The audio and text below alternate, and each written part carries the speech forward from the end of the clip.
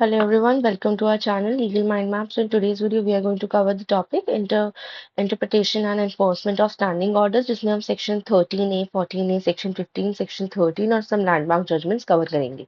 So let's start our video.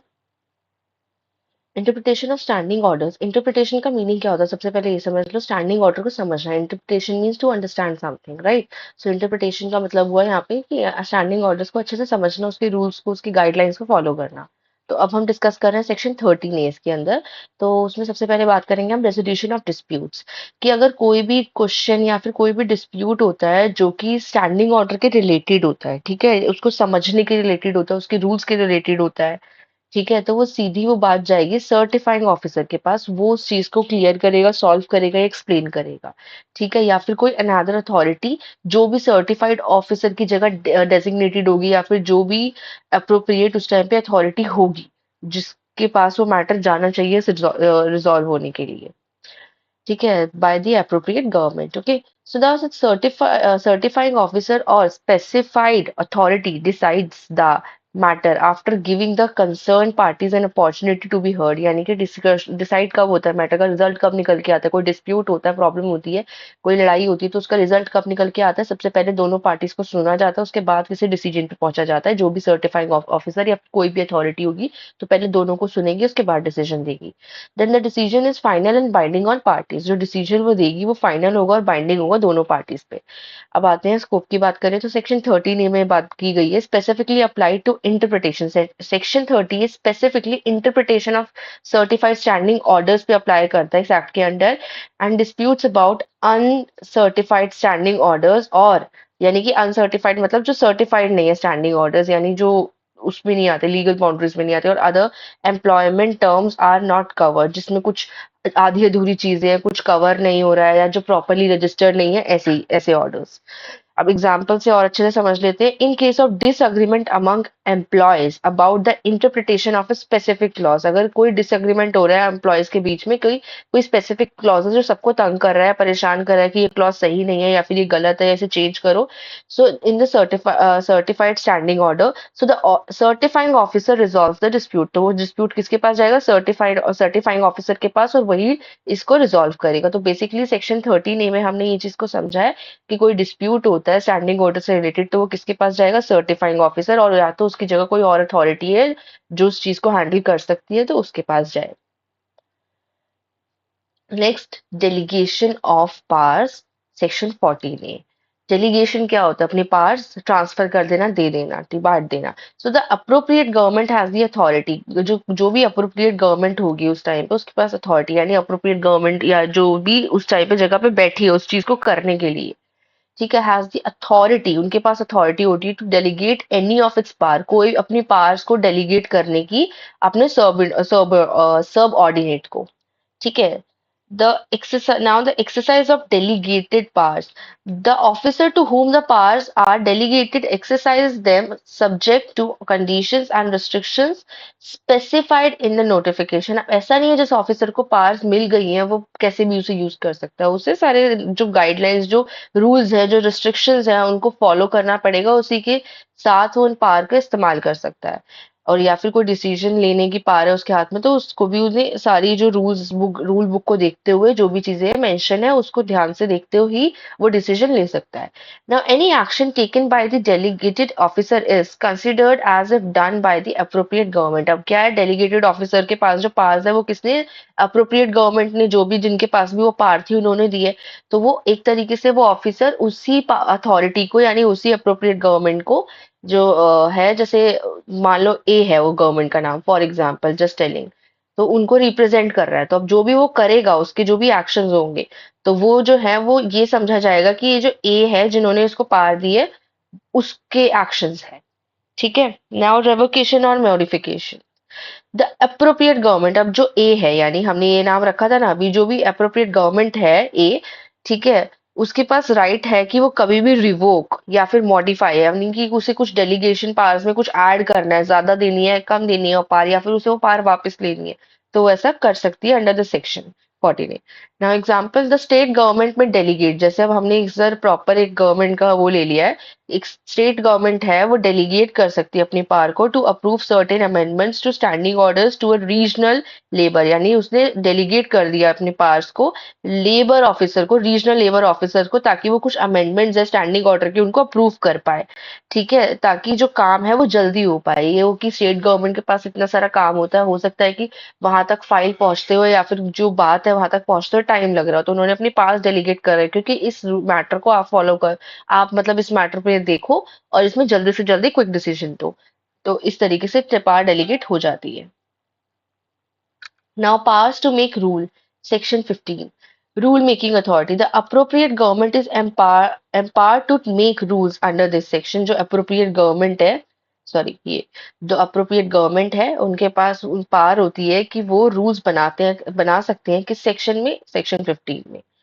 तो इसकी scope की बात करें तो रूल्स में कवर वेरियस मैटर्स। रूल्स क्या क्या कवर करते हैं, अलग अलग टाइप के मैटर्स, जैसे कि format and manner of submitting draft standing orders, qualifications of certifying officers and appellate authority, fees for certification and appeals, notice procedures for standing orders and the procedure for dispute resolution related to standing orders। यानी कि standing order से related जितने भी rules हैं और certified officer जो है उसको अपॉइंट करना, उसकी जो भी क्वालिफिकेशन है वो चेक करना, वो सब जो है, जो भी अप्रोप्रिएट गवर्नमेंट उस जगह पे जिसके पास पावर होगी, जो उस कुर्सी पे बैठी होगी उस टाइम पे, जिसके हाथ में मतलब वो पावर है कि वो इन सब चीजों को देख सकता है, वो इस सेक्शन के अंदर वो ये सब चीजें करेंगी। Now approval process. Rules made under this section, अब इस सेक्शन के अंदर जो भी रूल्स बनाए जाएंगे made under this section be laid before the state legislature. तो वो स्टेट लेजिस्लेचर पे जाएंगे और बोथ हाउसेस, दोनों हाउसेस के पास जाएंगे। ठीक है, क्योंकि पास तो करना पड़ेगा उन रूल्स को।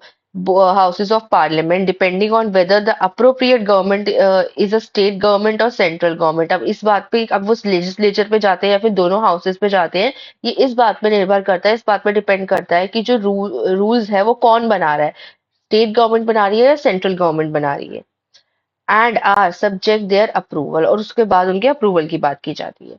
नाउ एग्जांपल है, rules might specify the detail process. Rules क्या हो सकते हैं, डिटेल प्रोसेस हो सकता है रूल के अंदर कि of submitting draft standing order, कि ड्राफ्ट को जो स्टैंडिंग ऑर्डर का ड्राफ्ट है उसको कैसे सबमिट करें, रूल्स जिस बारे में हो सकते हैं उसका प्रोसीजर हो, या फिर the qualification required for certifying officer, इस बारे में कोई रूल्स हो सकते हैं कि कुछ चेंज किया हो क्वालिफिकेशन में, कुछ बढ़ाया हो या कम किया हो।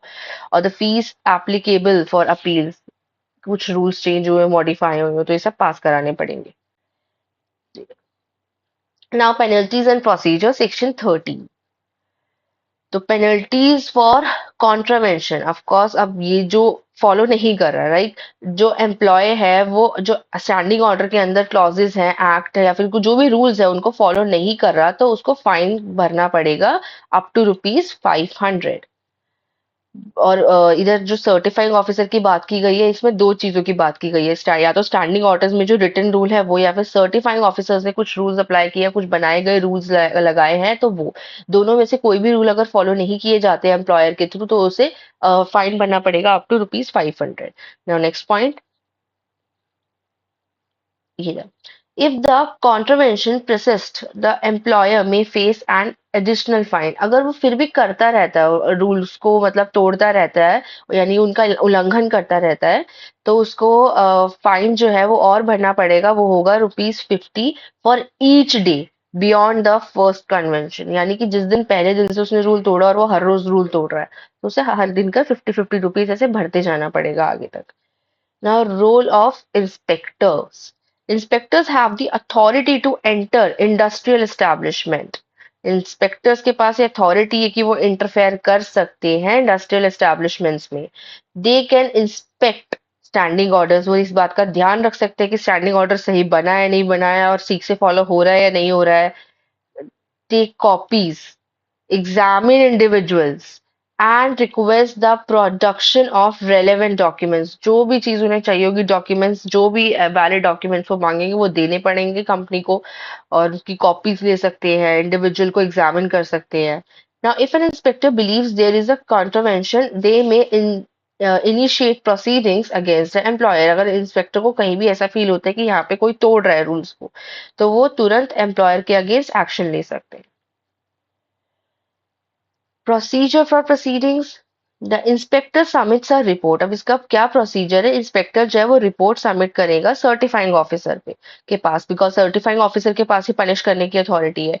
So now the certifying officer issues a notice, वो एक नोटिस इशू करेगा एम्प्लॉयर को जिसकी गलती है।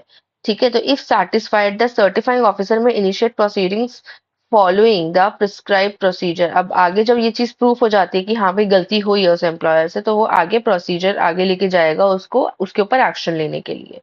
Example, if an employer consistently violate the prescribe working hours, जैसे कोई एम्प्लॉयर है वो लगातार वायलेट कर रहा है, जो भी वर्किंग आवर्स लिखे हैं उनको फॉलो नहीं कर पा रहा है। सो उस स्टैंडिंग ऑर्डर में an inspector may initiate proceeding leading to fines. तो जो वो स्टैंडिंग ऑर्डर फॉलो नहीं हो रहा है, तो जो इंस्पेक्टर है वो आगे प्रोसीडिंग्स कर सकता है, जो आगे चल के उसको जिस प्रोसीडिंग्स की वजह से उस एम्प्लॉयर को फाइन भरना पड़ेगा। Now the landmark judgement Hindustan labour versus workman. तो इसमें क्या था, पहले तो landmark labour law case in India decided by the supreme court in 1974, जिसमें Hindustan labour limited and its workman का इन्वॉल्वमेंट था। तो इसमें इशू ये था कि ना जो टर्मिनेशन थी किसी एम्प्लॉय की, वो बिना किसी नोटिस के की गई थी, उसे कोई नोटिस पीरियड नहीं दिया गया था, सीधा उसे टर्मिनेट कर दिया गया था काम से। तो जो जजमेंट था सुप्रीम कोर्ट का, उन्होंने बॉम्बे हाई कोर्ट के जजमेंट को अपहेल्ड करते हुए कहा कि जो टर्मिनेशन है वो इलीगल है, and declared the termination clause arbitrary and in violation of the rights of equality। यानी कि जो टर्मिनेशन क्लॉज के अकॉर्डिंग जो है इन्होंने जो है कंपनी ने राइट टू इक्वालिटी को वायलेट किया है, जो आर्टिकल 14 में मेंशन थी इंडियन कॉन्स्टिट्यूशन के। नाउ इसका सिग्निफिकेंस यानी इसका इंपॉर्टेंस क्या है कि इसमें एस्टेब्लिश हुआ principle that the right to equality जो है, जो आर्टिकल 14 में मेंशन है, वो एक्सटेंड होगी एम्प्लॉयमेंट के मैटर्स में भी। any arbitrary termination of employment was deemed unconstitutional। अगर आप एकदम से बिना किसी नोटिस के किसी एम्प्लॉय को टर्मिनेट करते हो तो वो अनकॉन्स्टिट्यूशनल माना जाएगा। एग्जाम्पल है, this case set a precedent that termination clause must not be arbitrary and should comply with constitutional principle. की कोई जो टर्मिनेशन क्लॉज है वो आर्बिट्री नहीं होना चाहिए और वो कॉन्स्टिट्यूशन के प्रिंसिपल्स के अकॉर्डिंग वर्क करना चाहिए। खासकर इस बात का ध्यान दिया गया इस केस के बाद कि जो राइट टू इक्वालिटी है उसको फॉलो किया जाए एम्प्लॉयमेंट के मैटर्स में भी। इन summary, each section of the industrial employment यानी स्टैंडिंग ऑर्डर एक्ट 1946 जो है वो बहुत ही क्रूशियल रोल प्ले करता है ensuring compliance, resolving disputes, empowering authorities, making rules, and setting significant legal proceeding precedents in employment matters। तो ये मैं आपको बता ही चुकी हूँ क्या क्या रोल प्ले करता है, मैंने एक बार समरी में दोबारा बता दिया। That's it in this video. I hope आपको वीडियो समझ आई होगी। फिर भी कोई डाउट होता है तो कमेंट सेक्शन में आप कमेंट करके बता सकते हैं। Please don't forget to like share and subscribe to our YouTube channel. Thank you.